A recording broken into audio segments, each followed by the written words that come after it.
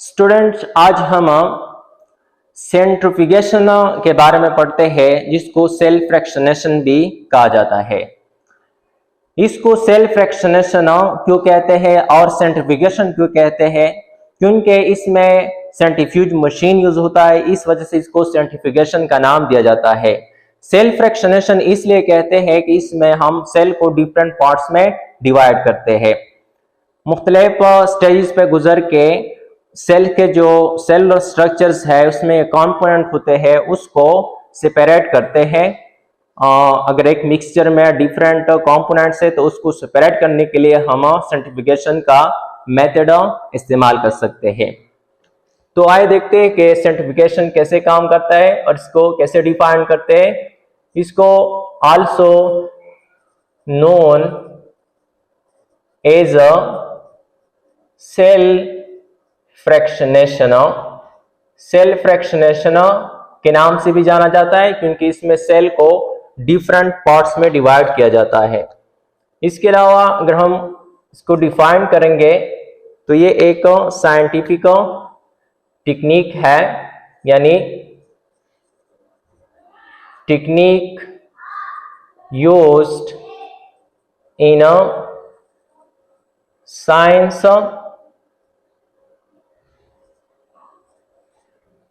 to separate components of a mixture by spinning them at high speed in a centrifuge machine. यानी इसमें हम क्या करते हैं कि सेंट्रीफ्यूज मशीन की मदद से जो कंपोनेंट्स होते हैं मिक्सचर के, उसको हाईली स्पिन करते हैं, रोटेट करते हैं, ताकि डेंसिटी की बुनियाद पर या साइज की बुनियाद पर कंपोनेंट्स एक दूसरे से जुदा हो जाए, सेपरेट हो जाए और जो ट्यूब्स है उसके बॉटम में सेटल डाउन हो जाए। इसके अलावा जो ज्यादा हैवियर कंपोनेंट्स होंगे वो फास्टली सेटल डाउन होंगे और जो लाइटर कंपोनेंट्स होंगे वो स्लोली सेटल डाउन होंगे। यानी हैवियर पार्टिकल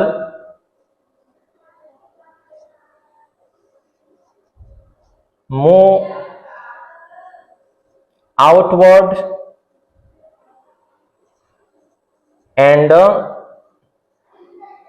settle down। ये जो नीचे सेटल डाउन हो जाते हैं इसको कहा जाता है पेलेट। अब जो लाइटर पार्टिकल है,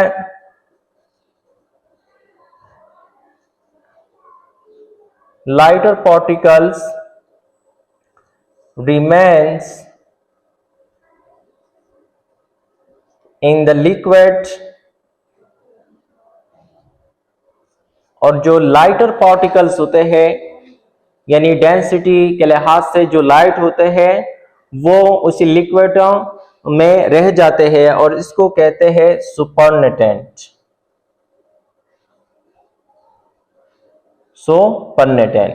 यानी जो ज्यादा डेंसर होंगे वो इजीली और तेजी के साथ सेटल डाउन हो जाएंगे और जो लाइटर होंगे वो ऊपर लिक्विड में रह जाएंगे और उसको सुपरनेटेंट कहा जाएगा, और जो सेटल डाउन होंगे उसको पेलेट कहते हैं। अब देखते हैं कि इसके प्रिंसिपल्स क्या है, किन उसूलों पर ये जो है काम करती है। प्रिंसिपल को देखेंगे, प्रिंसिपल में है यानी it is based on, first one है डेंसिटी डिफरेंसेस, यानी डेंसिटी डिफरेंसेस के बेस पर पार्टिकल जो है वो सेटल डाउन होंगे। इसके अलावा है साइज ऑफ पार्टिकल, यानी अगर पार्टिकल की साइज लार्ज है तो वो फास्टली सेटल डाउन होंगे, अगर साइज ऑफ पार्टिकल स्मॉल है तो वो टाइम लेगा सेटल डाउन में। नेक्स्ट जो है वो है स्पीड ऑफ रोटेशन, यानी अगर स्पीड ऑफ रोटेशन या स्पिनिंग ज्यादा है तो उतनी सेडिमेंटेशन तेजी के साथ होगी। इसके बाद यहाँ पे जो फोर्स एक्ट करता है, फोर्स एक्टिंग, वो सेंट्रीफ्यूज फोर्स के नाम से जाना जाता है।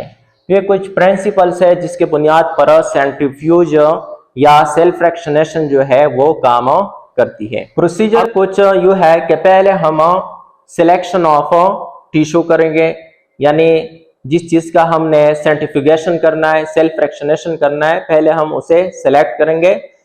यहाँ पे हमारे पास एक प्लांट है, फॉर एग्जांपल एक फ्लावर है, इस फ्लावर से हमने कुछ टिश्यूज जो है वो लिए। अब इस टिश्यूज को हम एक ट्यूब में डालते हैं जिसको टेस्ट ट्यूब कहा जाता है। टेस्ट ट्यूब में डालने के बाद इसको हम ग्राइंड करेंगे ताकि ये छोटे छोटे पार्ट्स में तकसीम हो जाए, डिवाइड हो जाए। अब ग्राइंड करने के बाद इसको फिर अलग ट्यूब टेस्ट ट्यूब में डालेंगे और इस प्रोसेस को, यानी जो ग्राइंडिंग प्रोसेस है, इस प्रोसेस को आ जाता है होमोजेनाइजेशन। अब यहाँ पे जो हमारे पास होमोजेनाइजेशन के बाद जो कुछ बचा है इसको कहते हैं होमोजीनेट। अब इस होमोजीनेट को जो कि टेस्ट ट्यूब में मौजूद है, इसको हम एक मशीन के थ्रू स्पिन करेंगे। इस मशीन को कहते हैं सेंट्रीफ्यूज मशीन। इसमें यहाँ पे एक रोटर लगा होता है, रोटर के अंदर सेंट्रीफ्यूज ट्यूब्स होते हैं, जो फॉर एग्जांपल ये टेस्ट ट्यूब है, इनमें ये टेस्ट ट्यूब डालते हैं और इसको फिर स्पिन करते हैं मुख्तलिफ स्पीड के थ्रू। फिर जो कंपोनेंट्स होते हैं वो एक दूसरे से सेपरेट हो जाते हैं। तो हमने ये होमोजेनेट जो टेस्ट ट्यूब में है वो इस सेंट्रीफ्यूज मशीन में डाला। अब हम इसको रोटेट करते हैं। फॉर एग्जांपल पहले हमने इसको 8000 ग्रेविटी फॉर 10 मिनट्स रोटेट किया। तो 8000 ग्रेविटी फॉर 10 मिनट्स रोटेट करने के बाद यहाँ पे दो फेज जो है वो हमें नजर आएंगे। फर्स्ट ये ऊपर हिस्सा जो होगा इसे कहते हैं सुपरनेटेंट, और ये जो नीचे सेटल डाउन सब्सटेंस है इसे कहते हैं पेलेट। पहले जो हैवियर पार्टिकल होंगे वो सेटल डाउन हो जाएंगे। यहाँ पे हमारे पास जो हैवियर है वो न्यूक्लियाई है, सेल्स है, और सेल डेब्रिज यानी जो ऑर्गेनिक वेस्ट होता है। तो फर्स्ट ऑफ ऑल हमारे पास पेलेट में ये चीजें नजर आएंगे। उसके बाद फिर इस सुपरनेटेंट को हटाएंगे दूसरे टेस्ट ट्यूब में और पेलेट को स्टडी के लिए जो है वो दूसरे ट्यूब में डालेंगे। अब हमने ये जो सुपरनेटेंट बचा है इसको दूसरे टेस्ट ट्यूब में डाला और उसको 20,000 ग्रेविटी फॉर 15 मिनट रोटेट किया। रोटेट करने के बाद हमारे पास नीचे बॉटम में पेलेट में माइटोकॉन्ड्रिया जो है वो नजर आए, यानी इतने स्पीड के साथ रोटेट करने के बाद माइटोकॉन्ड्रिया जो है वो सेटल डाउन हो गए।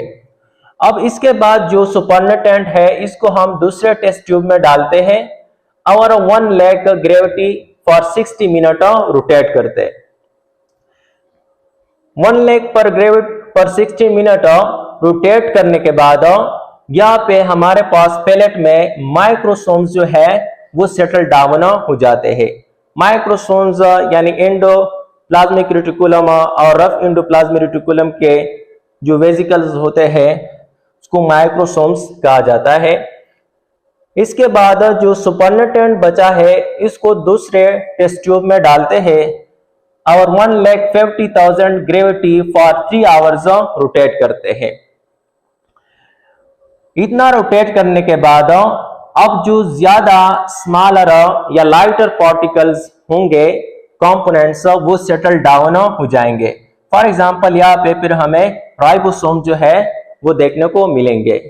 इससे आगे भी आप इससे हाई स्पीड के साथ रोटेट कर सकते हैं और जो लाइटर पार्टिकल या कंपोनेंट्स होंगे सेल्स में वो पैलेट में सेटल डाउन हो जाएंगे।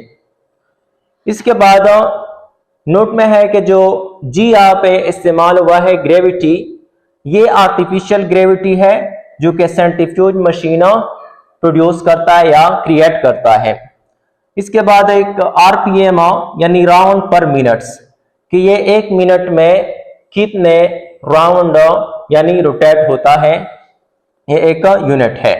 एप्लीकेशंस जो है उसमें फर्स्ट है कि सेपरेशन ऑफ ब्लड कंपोनेंट्स, यानी इसको हम ब्लड के कंपोनेंट को सेपरेट करने के लिए इस्तेमाल कर सकते हैं। ब्लड में फॉर एग्जांपल आरबीसी और डब्ल्यूबीसी कंपोनेंट्स होते हैं तो सेंट्रीफ्यूगेशन मेथड यूज कर सकते हैं। सेकंड है आइसोलेशन ऑफ ऑर्गेनेलिज, यानी सेल के अंदर डिफरेंट ऑर्गेनेलिज सेल स्ट्रक्चर्स है उसको आइसोलेट करने के लिए सेल फ्रैक्शनेशन का मेथड यूज कर सकते हैं। थर्ड है डीएनए आरएनए प्रोटीन प्यूरिफिकेशंस, यानी अगर हमें प्योर डीएनए आरएनए और प्रोटीन चाहिए तो हम सेंट्रीफ्यूगेशन टेक्निक का इस्तेमाल कर सकते हैं। फोर्थ है फार्मास्यूटिकल प्रोडक्शंस, यानी इंडस्ट्री जो मेडिसिन तैयार करते हैं उसको प्योर मेडिसिन या ड्रग्स निकालने के लिए सेंट्रीफ्यूगेशन का प्रोसीजर यूज करते हैं। स्पेशली फर्मेंटेशन के बाद जो एंटीबायोटिक तैयार होते हैं तो उसके साथ माइक्रोबियल सेल जो है वो मिक्स होते हैं। उस माइक्रोबियल सेल्स को हटाने के लिए सेंट्रीफ्यूगेशन मेथड यूज करते हैं साइंटिस्ट या बायोलॉजिस्ट। तो आई थिंक इतना मुश्किल तो नहीं था, आप रिवाइज करेंगे घर में तो अंडरस्टैंड हो जाएगा और अगर कोई प्रॉब्लम हो तो कल आके आप पूछ सकते हैं। और कल इंशाल्लाह हम टिश्यू कल्चर जो टेक्निक्स है नेक्स्ट उसके बारे में डिटेल से बात करेंगे कि टिश्यू कल्चर क्या है और इसको हम क्यों यूज करते हैं बायोलॉजी में।